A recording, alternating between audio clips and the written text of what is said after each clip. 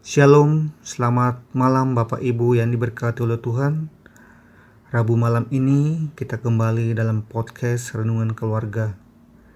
Kita akan menyiapkan bacaan Alkitab kita yang diambil dari kitab Matius pasal 17 ayat 24 sampai 27. Kitab Matius pasal 17 ayat 24 sampai 27. Mari kita berdoa sebelum membaca dan merenungkan firman Tuhan ini. Kita berdoa. Bapa kami yang ada di dalam surga, kami bersyukur dan berterima kasih kepadamu. Engkau telah menjaga dan memberkati kami dari pagi hari hingga malam ini. Tibalah saatnya kami bersama keluarga di rumah kami masing-masing akan membaca dan merenungkan sebagian dari firman-Mu. Buka hati dan pikiran kami, sehingga firman yang kami baca malam hari ini bisa menjadi pegangan, pedoman di dalam hidup kami sehari-hari. Kami sambut firman-Mu hanya di dalam nama Tuhan Yesus Kristus. Amin.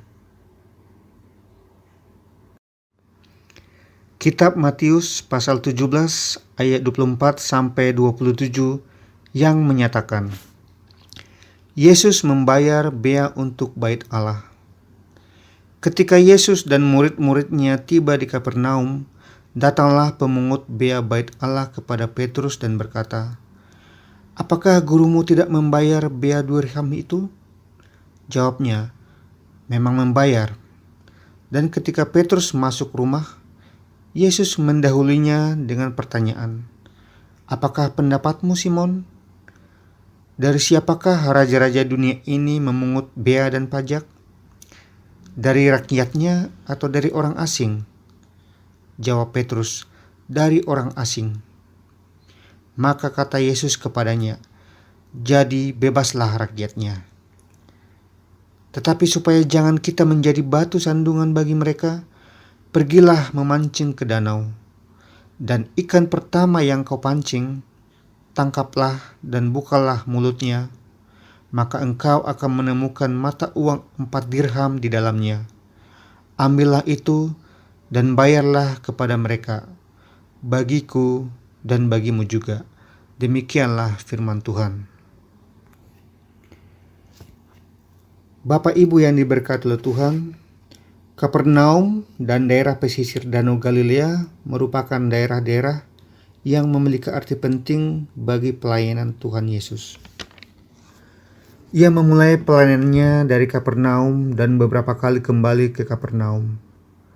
Setelah peristiwa transfigurasi atau pemulihan Tuhan Yesus kembali masuk ke Kapernaum.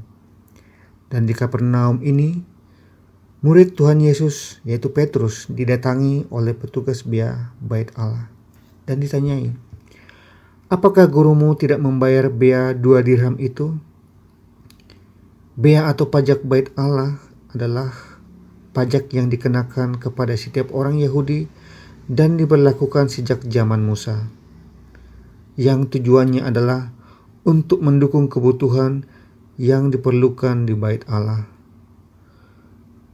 Pengumpulan bea atau pajak bait Allah diberlakukan lebih ketat lagi setelah pembuangan pada masa Nehemia guna mendukung pembangunan bait Allah dan kebutuhan untuk bait Allah. Mengapa petugas bea bait Allah tidak bertanya langsung kepada Tuhan Yesus? Ada 2 kemungkinan. Yang pertama, pertanyaan tersebut bertujuan untuk mencari celah kelemahan Tuhan Yesus, sama seperti yang dilakukan oleh oknum orang-orang Farisi dan ahli Taurat. Atau yang kedua, petugas itu merasa sungkan untuk bertanya langsung kepada Tuhan Yesus yang saat itu sudah sangat dikenal dengan pelayanannya, pengajarannya, serta kuasanya. Namun Injil Matius tidak menjelaskan lebih lanjut tentang hal ini. Injil Matius menjelaskan lebih lanjut dialog Petrus kepada Tuhan Yesus. Tuhan Yesus yang mengetahui maksud Petrus untuk bertanya lebih jauh, tetapi Tuhan Yesus lebih dulu mengajukan pertanyaan kepada Petrus. Pertanyaan Tuhan Yesus lebih luas dibandingkan dengan pertanyaan petugas bea bait Allah, yaitu, "Apa pendapatmu, Simon? Dari siapakah raja-raja dunia ini memungut bea dan pajak? Dari rakyatnya atau dari orang asing?" Tuhan Yesus bertanya kepada Petrus tentang kebijakan pajak yang diberlakukan oleh pemerintah Roma saat itu. Dan jawab Petrus tegas bahwa kebijakan pemerintah tentang pajak itu dikenakan untuk orang asing. Dari jawaban Petrus, Tuhan Yesus menjelaskan bahwa pajak yang dipungut dari orang asing oleh pemerintah atau raja-raja semestinya untuk rakyat. Rakyat mestinya tidak dibebani oleh pajak. Maka kata Yesus kepadanya, "Bebaslah rakyatnya." Pertanyaan Tuhan Yesus sebenarnya adalah sebuah perumpamaan perbandingan bahwa Ia yang adalah Allah mestinya tidak perlu membayar pajak untuk bait Allah, baitnya sendiri.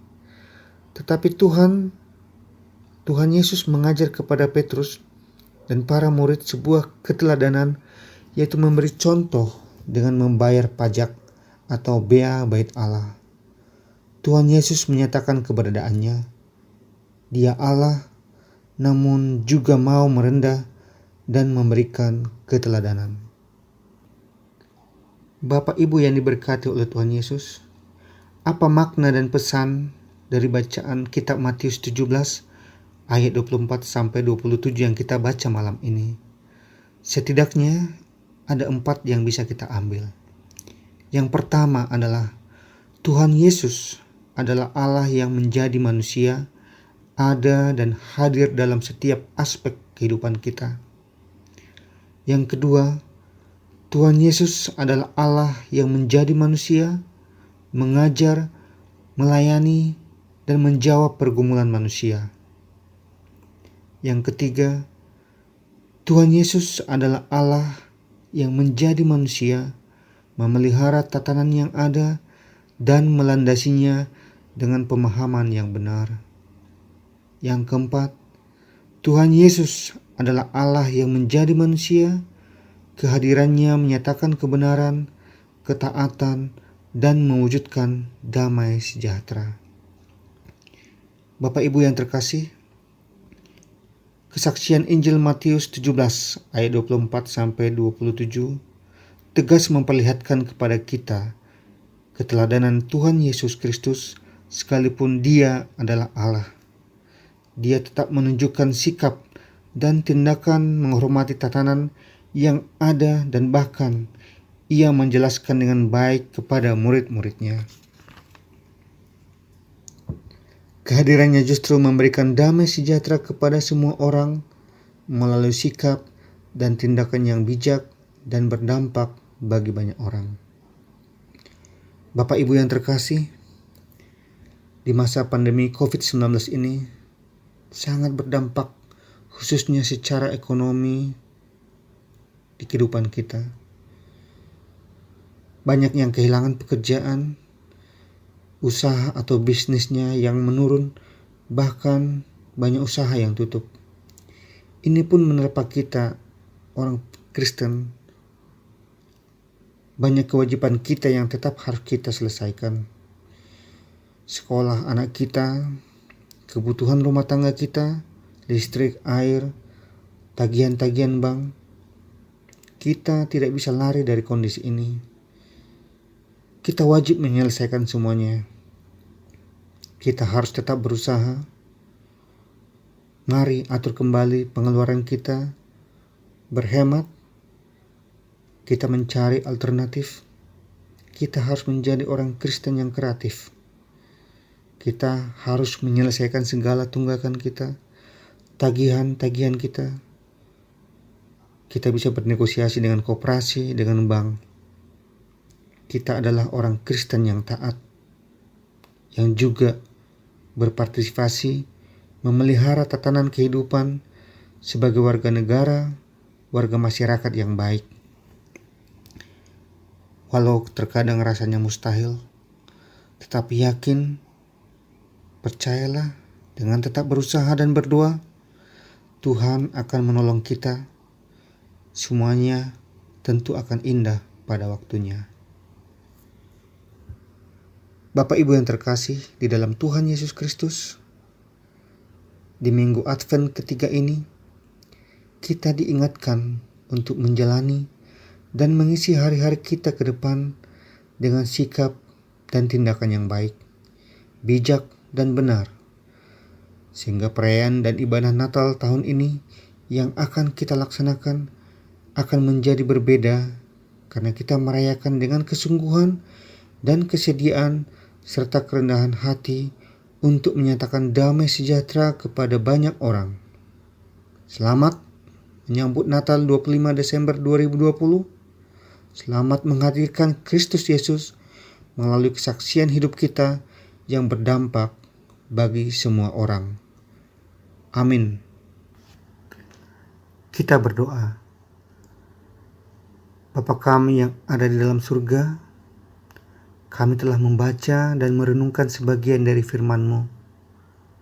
Kami percaya firman yang telah kami baca akan menjadi kekuatan, pegangan, pedoman, tuntunan di dalam kehidupan kami sehari-hari.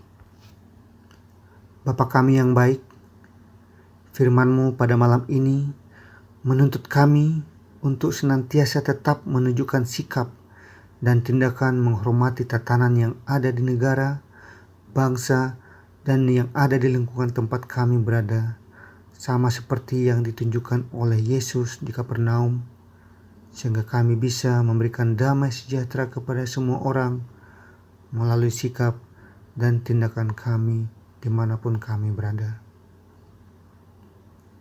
Bapa kami yang baik, malam ini kami berdoa buat gereja dan jemaat GPB Eklesia dari sektor 1 sampai 10. Memohon berkat dan pertolongan-Mu terhadap persoalan dan pergumulan kami masing-masing.